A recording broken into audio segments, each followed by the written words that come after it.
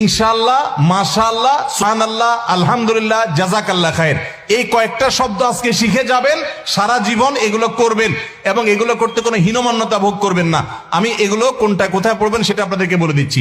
ভবিষ্যতে কিছু বললে বলবেন ইনশাআল্লাহ। অতীতে কোনো ভালো কিছু করতে পেরেছেন সেটা বলতে গিয়ে বলবেন আলহামদুলিল্লাহ। আর কোনো ভালো কিছু দেখে অভিভূত হয়েছেন তাহলে বলবেন মাশাআল্লাহ। এবং কোনো কিছু দেখে আশ্চর্য হয়ে আল্লাহর পবিত্রতা জ্ঞাপন করছেন বলবেন সুবহানাল্লাহ।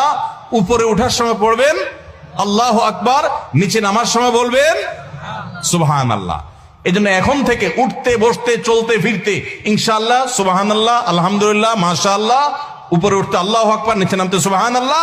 আর কেউ যদি কোনো উপকার করে, এটা হাদিসে আছে, নবী সাল্লাল্লাহু আলাইহি ওয়াসাল্লাম বলেছেন, আপনাকে কেউ একটা উপকার করেছে, একটু কলম দিয়েছে, হাত দিয়ে লিখে আবার ফেরত দিলেন তার কলমটা দিয়ে লিখে, কোন একটা উপকার কেউ করেছে, তাহলে আপনি তার বিনিময় দিতে চাচ্ছেন কিন্তু এই মুহূর্তে হাতের কাছে কিছু নাই। সবচেয়ে উত্তম বিনিময় হয় যদি আপনি বলে দেন জাযাকাল্লাহু খায়রা। জাযাকাল্লাহু খায়রা মানে কি? তুমি আমার এই যে উপকারটা করলে, আমি তো তোমাকে কিছু করতে পারতেছি না, আল্লাহ তোমাকে আমার পক্ষ থেকে উত্তম বিনিময় দান করুক।